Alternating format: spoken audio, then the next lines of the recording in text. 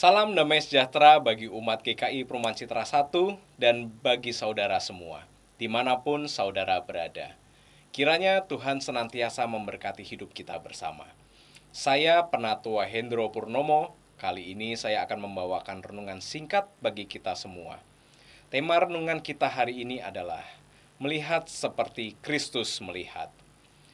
Ayat pengantar diambil dari Yohanes pasal yang ke-7 ayat yang ke-24. Saya akan membacakan bagi kita semua. Janganlah menghakimi menurut apa yang tampak, tetapi hakimilah dengan adil.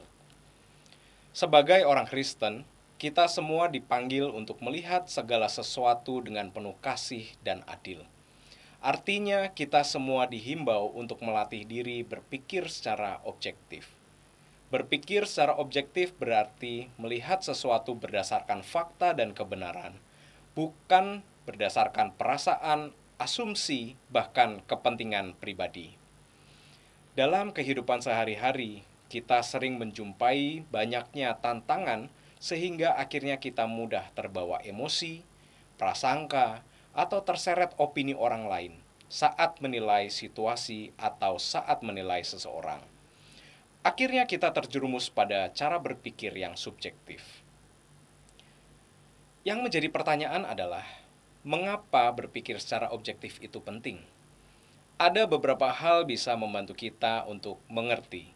Hal yang pertama, karena Tuhan tidak memandang muka, artinya Tuhan melihat atau menilai orang berdasarkan kebenaran. Bayangkan jika kita berdiri pada sebuah asumsi yang salah, dan asumsi tersebut dijadikan makanan untuk berdiskusi mengenai orang lain. Di sini bukan saja kita berdosa, melainkan kita juga menjadi manusia yang menghakimi orang sesuka hati kita. Perilaku ini jauh dari apa yang diharapkan oleh Tuhan. Hal yang kedua adalah untuk menghindari kesalahpahaman satu sama lain.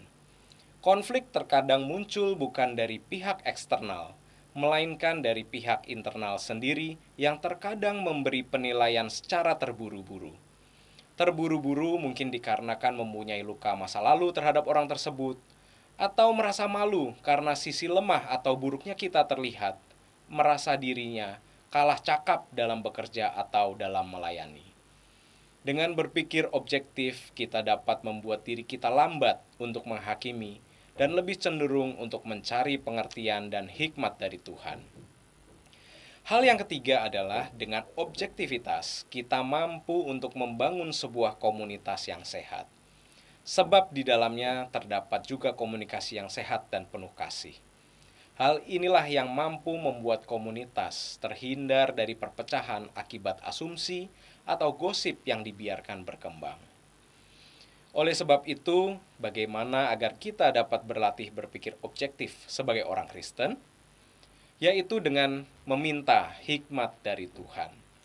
Dengan hikmat, kita tidak terburu-buru menarik sebuah kesimpulan. Tahan emosi, jangan langsung percaya pada kesan pertama atau berita sepihak. Carilah fakta dan dengarkan semua sisi seperti dalam Amsal 18 ayat yang ke-13. Saya akan membacakan untuk kita semua. Jika seseorang memberi jawab sebelum mendengar, itulah kebodohan dan celanya. Lalu kita terapkan firman Tuhan sebagai standar hidup kita. Artinya kita tidak mengukur orang lain dengan ukuran yang dipakai oleh dunia, melainkan mengukur dengan kasih dan kebenaran firman Tuhan.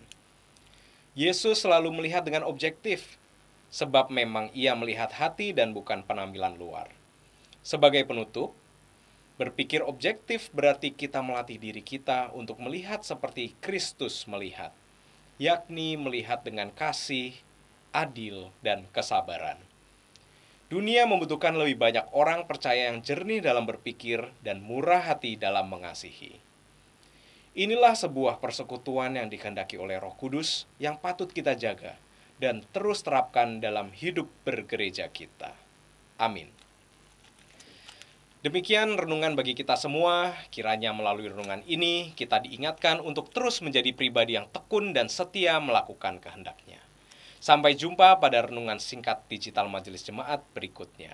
Tuhan Yesus memberkati.